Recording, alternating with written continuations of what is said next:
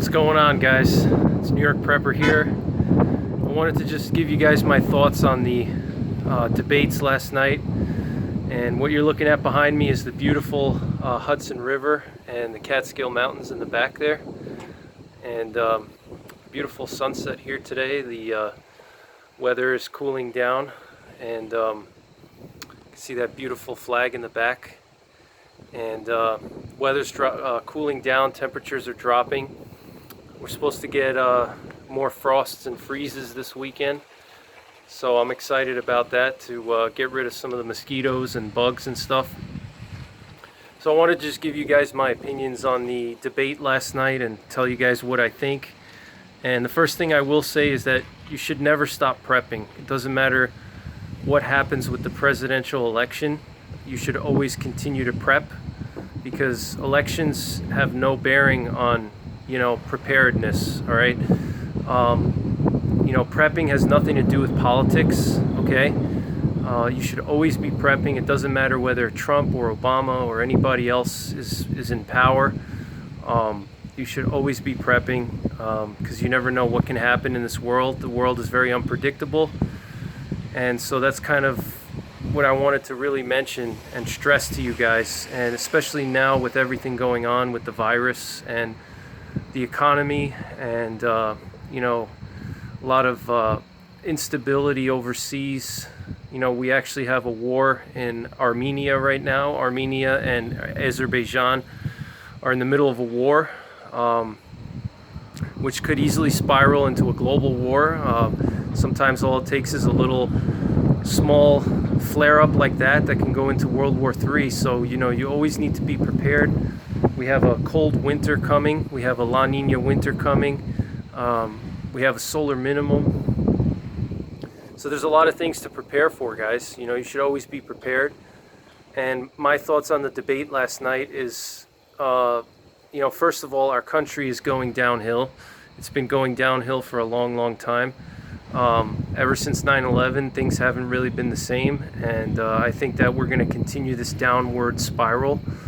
How far it's going to go and how bad it's going to get, nobody knows. I don't know, but I don't see any miraculous return to the glory days of America in the 1950s, where people would work in a factory at a Ford auto plant and be able to pay the bills and support their wife and many kids. Those days are gone. I just don't see those days ever coming back. So that's why it's more important now than ever before in the history of this country for all you guys to be prepared. And I'm not just talking about stocking up on food, but really being prepared to defend yourself, defend your community, defend the Constitution. All right. The Constitution is our Constitution. It's up to us, the American citizens, to protect that Constitution. It's not just the soldiers overseas. It's we, the American people. We have to protect our Constitution, all right? And so never forget that. Think about the Minutemen during the Revolutionary War. Think about them and, use them as inspiration. So, continue to prep, guys. This country and this world is on a downward spiral. It's not going to get any better. It doesn't matter who gets elected, whether it's Trump or Biden. It's going to continue to spiral downhill. We're going to continue to have instability overseas. We had that cyber attack this week where Microsoft got attacked. A lot of the Microsoft servers were taken down. It just shows you the capabilities of some of these foreign countries like China. They have the ability to just shut down our systems at will. So, and to me, that's just the tip of the iceberg of what their capabilities are. They have so many cyber capabilities, EMPs, all kinds of stuff. They could shut us down anytime. So regardless of who wins the election, Trump or Biden, you need to continue to prep. I don't see a miraculous reversal of everything that happened over the last year, and really ever since 9/11. I don't see that happening anytime soon. So the time to prep is now, and it's not just prepping, but like I said, being ready you know, being a Minuteman, being a patriot. You know, think about the colonists during the Revolutionary War. Okay.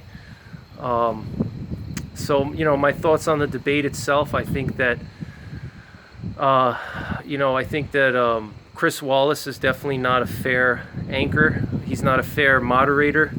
You know, he's definitely skewed to the left. You know, Trump was very flustered. He couldn't control his emotions, which is one of his big weaknesses, in my opinion. He can't control his emotions. He has no filter. He doesn't know how to speak tactfully.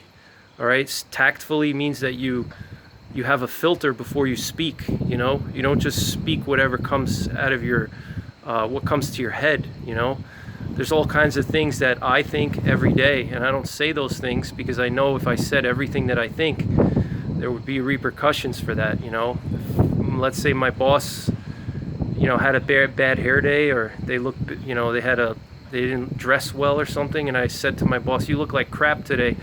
Guess what? I'm sure my boss would probably not give me a raise, you know, or put me on their you know, shit list. So that's Trump's biggest downfall, is he doesn't have a filter. He doesn't speak tactfully, and you know, that's you know, I think that Biden was trying to play into his emotions. He was trying to get Trump mad, so this way he could get Trump to act very petty. I don't know the right way to say it, but you know, Trump, when he gets mad, he gets very petty. You know, he starts to call people weird names. He makes fun of people, like, you know, things that people would do in grade school. You know, he called Marco Rubio Little Marco, and Lying Ted, and all these other names, and Crooked Hillary. You know, that's what he does. You know, he gets kind of petty sometimes, and I think that was Biden's strategy. Was, you know, he wanted to get under Trump's skin and have Trump just destroy himself by saying stupid things like he always does.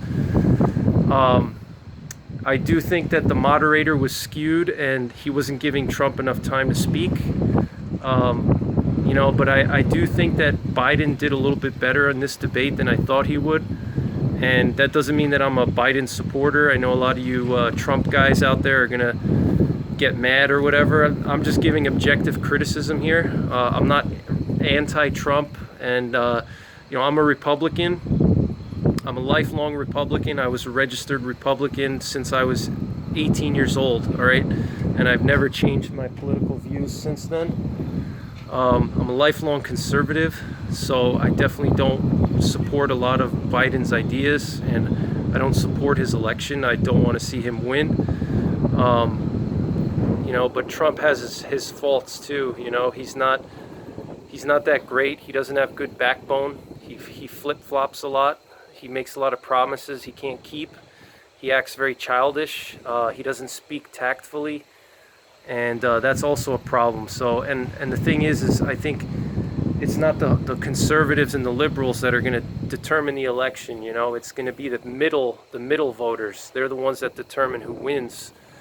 So, you know, I don't know if it's going to be a surefire win for Trump this time. You know, I'm a little bit concerned that he may lose just because of all the stupid tweets that he made over the years, all the comments that he made about banning Muslims, and just all these dumb comments that he didn't have to make. You know, it's okay if he wants to keep that. He can think whatever he wants, you know, but he doesn't have to actually say it. You know, when he says those things, he shoots himself in the foot, and it's just, you know, really dumb. And so that's my thought. But you know, regardless of what happens with the election, no matter who wins, Trump or Biden, you guys need to continue to prep and be ready, because SHTF can happen at any time.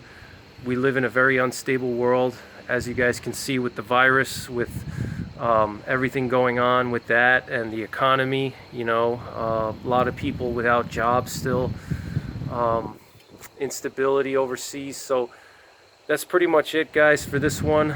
That's my thoughts on the debates. Continue to prep, stay ready, and as always, take care. God bless. Don't forget the 3 Ps: prepare, practice, and persevere.